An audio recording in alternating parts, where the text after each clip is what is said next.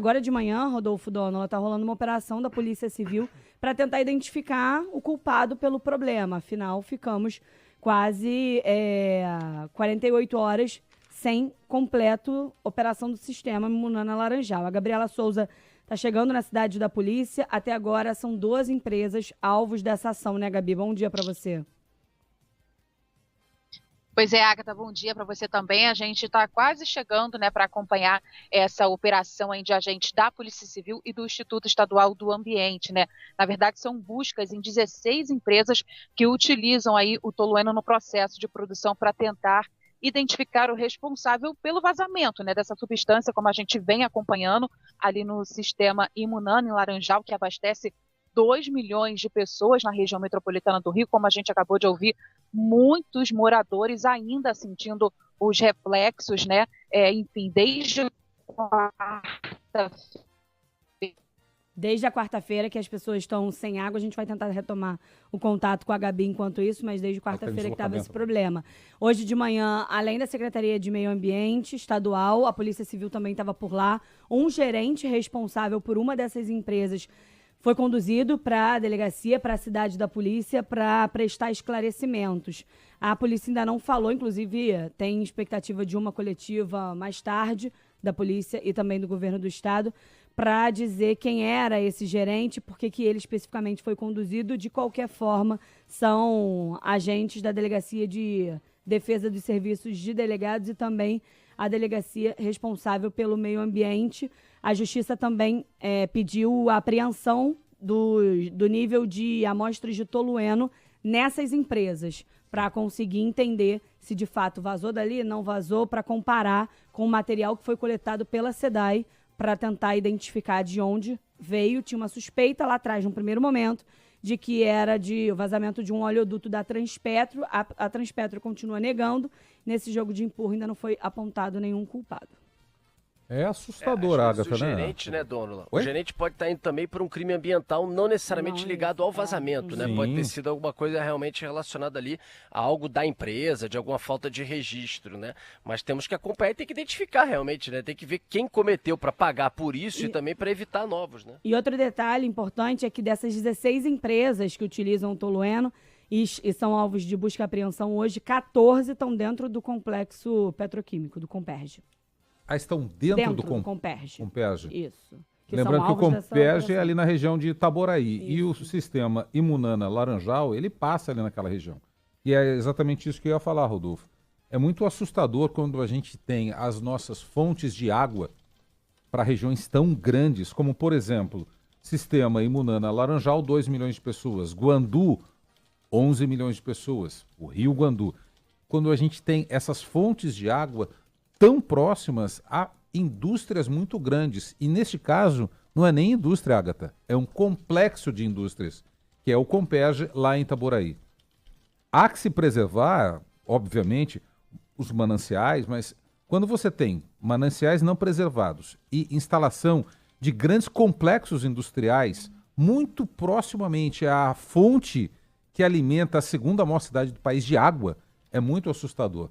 Por isso essa fiscalização, Rodolfo, e o zelo, porque se você contamina um rio, você para uma cidade inteira e tem gente sem água desde a semana passada. Isso aconteceu num sistema gigante, mas que possui mais ou menos 20% do tamanho do sistema Guandu.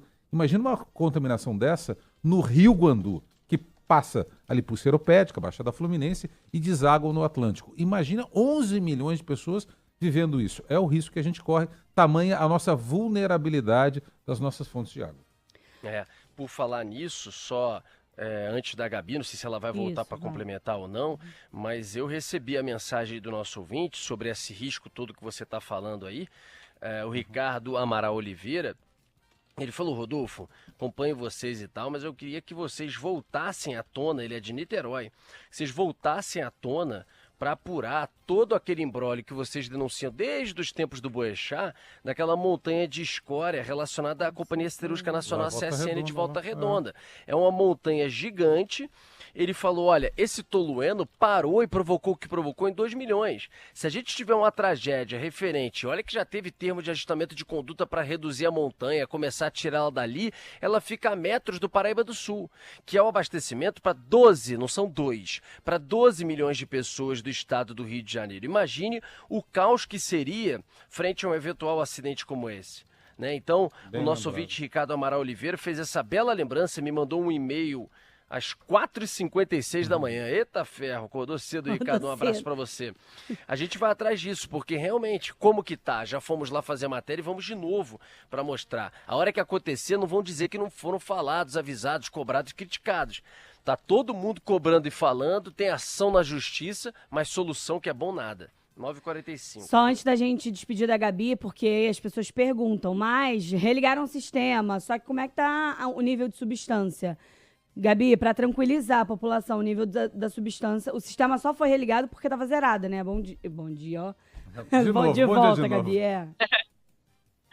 Bom dia de novo, não tem problema. Pois é, para tranquilizar aí os moradores, né, dessas regiões afetadas, a SEDAI disse que a contaminação foi zerada, tá? E a produção da água, como a gente informou, foi normalizada, mas está, assim, sendo retomada gradativamente. Então, alguns moradores ali do bairro de Niterói, São Gonçalo, Itaboraí, partes de Maricá e também na ilha de Paquetá, ainda estão sentindo esses reflexos, e o prazo é de 72 horas, então a gente espera que até o final do dia de hoje o serviço seja 100% normalizado, porque a situação para algumas pessoas, como a gente ouviu, está bem crítica, né? Então é isso, zerado pelo menos a substância. Eles tiveram que até fazer uma nova força-tarefa, porque não estava baixando no final da tarde de sexta-feira. Foi quando eles decidiram entrar com outro produto, enfim, conseguiram. Então a água deve chegar na casa das pessoas total pelas próximas 24 horas, pelo menos essa é a expectativa, tomara que sim. Antes de girar a reportagem, Agatha e Rodolfo, só explicando um pouquinho, detalhando um pouco mais o que o Ricardo trouxe para a gente, nosso ouvinte. O que é essa história dessa pilha lá em Volta Redonda tem a ver com a gente aqui? É porque a pilha está do lado do Paraíba do Sul, houve uma transposição do rio Paraíba do Sul, aumentou o volume d'água com isso do rio Guandu, e é do Guandu que a gente capta água, naquela que já foi a maior estação de tratamento do mundo, para abastecer de 11 a 12 milhões na região metropolitana do Rio. E é uma montanha de escória. A escória é o que sobra do processo de produção do aço ali da Companhia Siderúrgica Nacional, que fica em Volta Redonda. Então sobra, os caras não tinham onde colocar, começaram a colocar ali perto da margem do Paraíba do Sul. E ponto.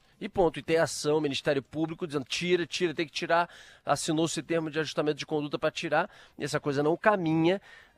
Obviamente, o abacaxi está no colo da Companhia Siderúrgica Nacional Volta Redonda, que, aliás, estão produzindo e faturando muito. Não estão faturando pouco, não, né? Sob o comando do Benjamin Steinbrück.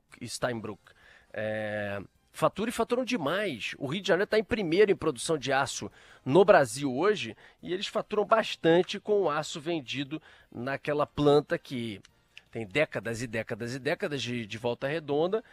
Mas essa montanha de escória é absolutamente inapropriada, além das reclamações dos moradores de Volta Redonda, muitas vezes, sobre a própria poluição poeira, né? Em si, poeira e tal, na casa das pessoas, gerada pela fabricação que você tem em Volta Redonda, né?